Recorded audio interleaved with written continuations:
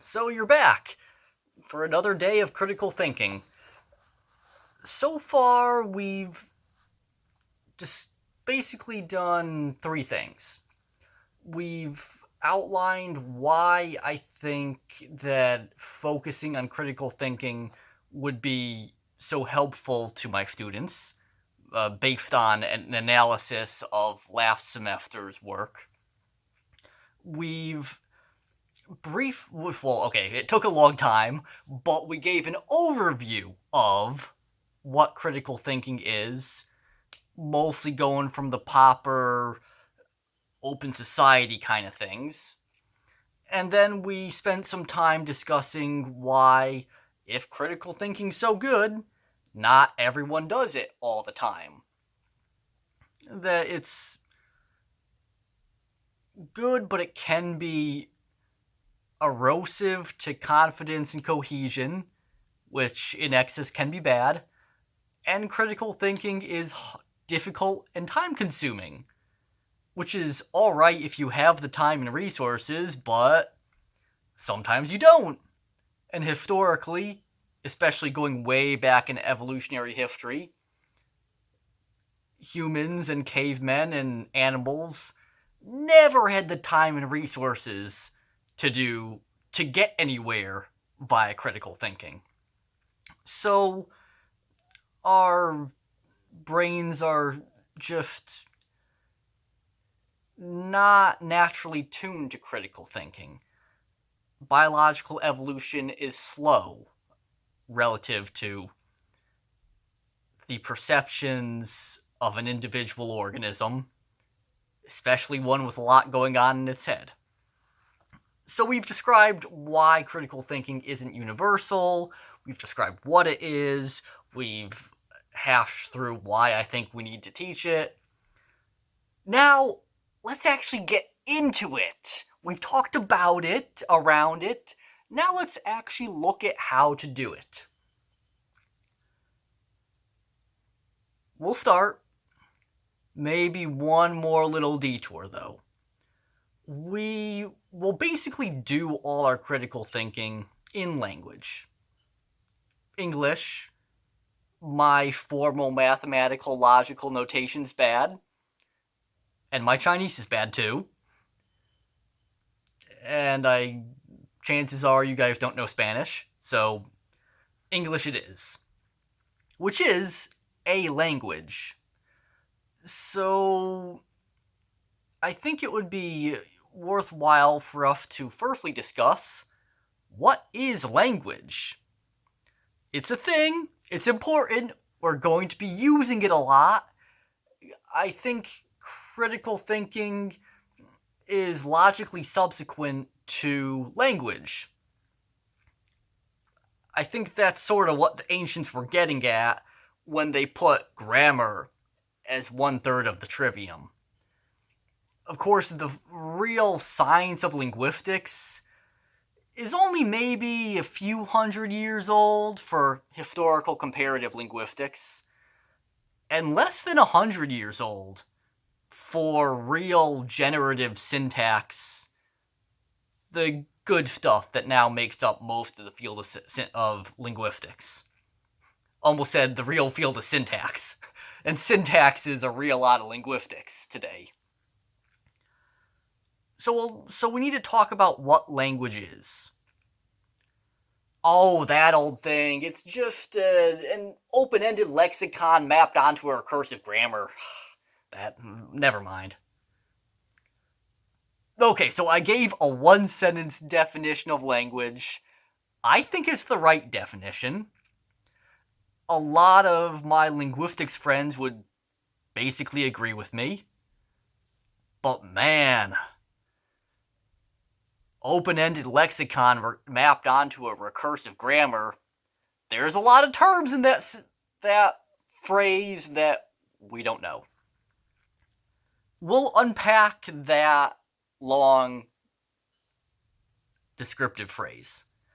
But first, let's try to back up and take an easier approach to what language is. Because that obscure definition that I just gave I think it's right. But the whole idea of defining language in that way is less than 100 years old. Basically, Noam Chomsky invented it. He's sort of the demigod of syntax.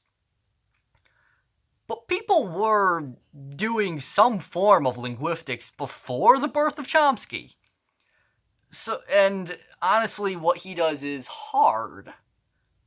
It's useful, it's probably right, but it's not easy. So, for beginners like us, it's generally useful to take a pre-Chomskyan approach to linguistics. And then eventually, usually as you get through a linguistics course, you see that Chomsky's way is the right way, and you switch over to doing it his way.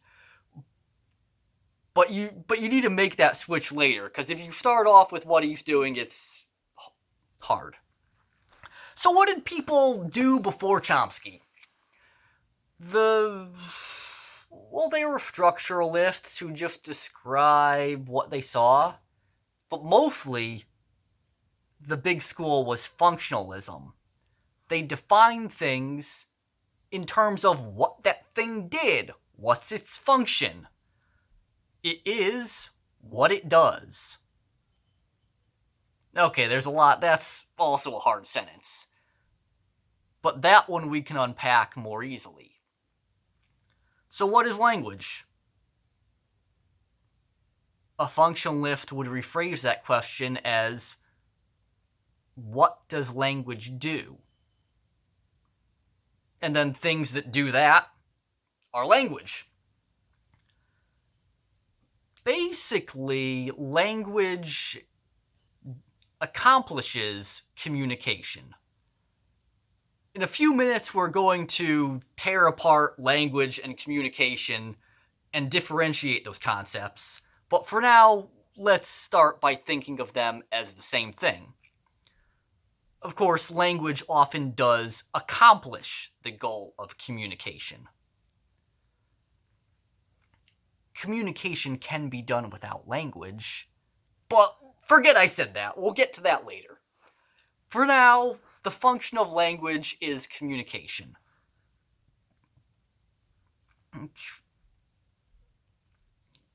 What do we do? What is communication? It's a method, it's information transmission. What's that? Why do we transmit information? To achieve coordination between two or more entities. We need a convention for which side of the road we drive on. Doesn't matter if we drive on the left or the right, but it really does matter that everyone picks the same side. Communication establishes conventions.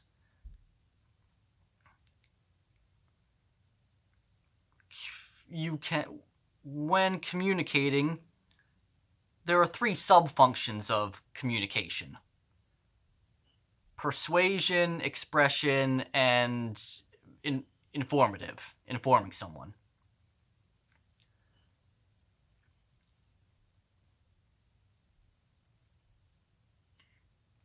Let's start with the informative. Today is Monday.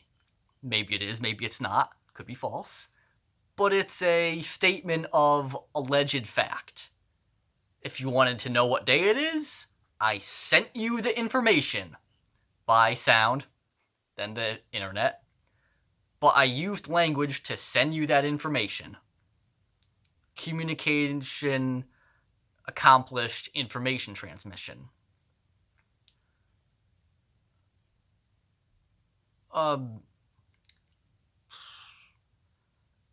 Expression.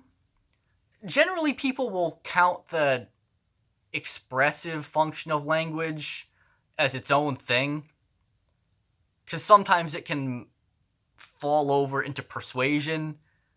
Personally, I think of it as a subset of the informative function. If I say,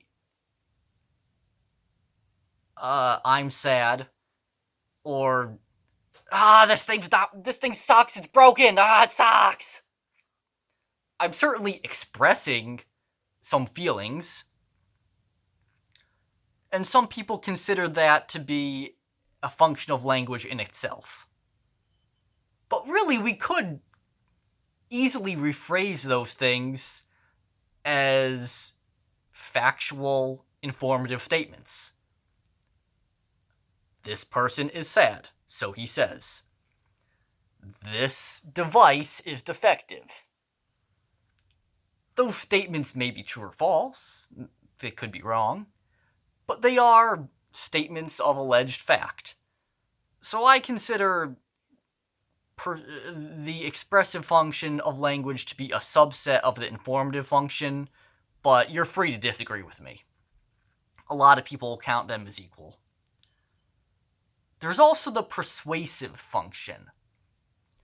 What if I said, you should drive on the right side of the road? It's not really a descriptive statement of fact. Maybe you aren't driving on the right side of the road. Maybe you're on the left side. Maybe you're in a different country, or you don't know where you are. Is this a left-hand drive? It's not a statement of fact, because I could be telling it to someone who's on the wrong side of the road. It doesn't really clearly have an expressive emotional content. I could say it in different ways.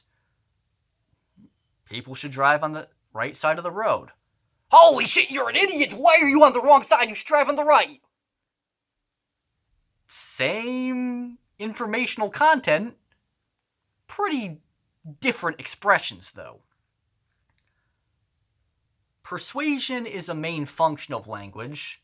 That's why we have the whole branch of the trivium called rhetoric. But basically, those are the three things we can do with language. Give information, informative function, which may or may not include expressing, the expressive function, showing how you feel, and persuading. You should do something, or you should not do something. Not that you are, not that you aren't. But speaking of the ideal rather than of the facts. Those are the three things that we can do with language. Okay, and there's the functional perspective. However, about an hour ago, there were some geese in the yard, and they were making a lot of noises. They seemed to be making them like back and forth at each other. And then several geese, all within like a second of each other, took off and flew away. So it seemed like they were making those noises to coordinate their plan for takeoff. Either that, or they just all happened to coincidentally take off at the same time, and that was also coincident with their making noises for some other reason. Either a lot of coincidences happened, or they were using all that noise they were making to transmit information and persuade each other about whether or not to take off, which direction to fly, and when to start flying. So it seemed like they were doing some communication. Do the geese have language? Chomsky will return in the next video.